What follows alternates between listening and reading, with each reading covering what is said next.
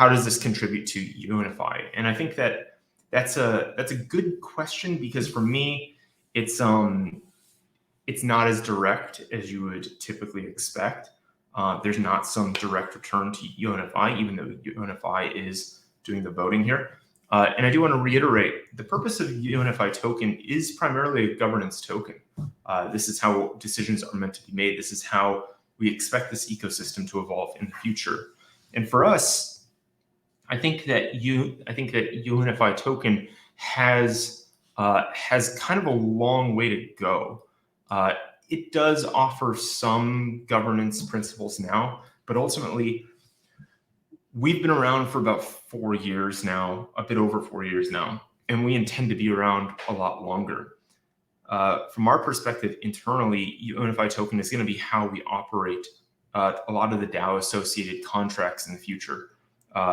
Everything we're building, everything we're working towards, the way we're reorganizing the company is going to be more structured in a way where contracts are developed and deployed, and they're allocated or provided to the DAO. So the DAO's influence on those contracts is going to go up over time. So as that happens, it's going to be very important that the Unifi token remains as decentralized as possible, as distributed amongst a community as possible. And frankly, we don't want to fall into a lot of the same holes that some of our peers have.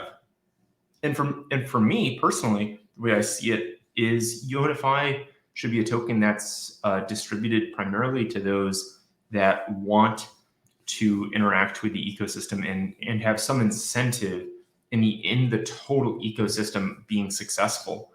If most of the token value is being given to those that are, short-term buy and hold type of users, that doesn't bode well for stability.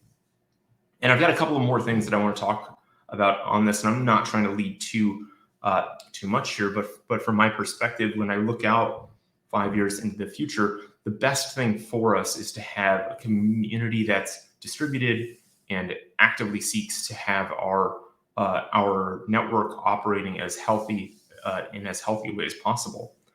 So I don't want to give too much away on that, but I think that that's why a lot of these features, when we talk about them, maybe they don't have a direct influence there, because we're not directly trying to sell this token for a short-term gain. We're not directly trying to incentivize people to purchase this token for a short-term gain. This is a long-term play for us.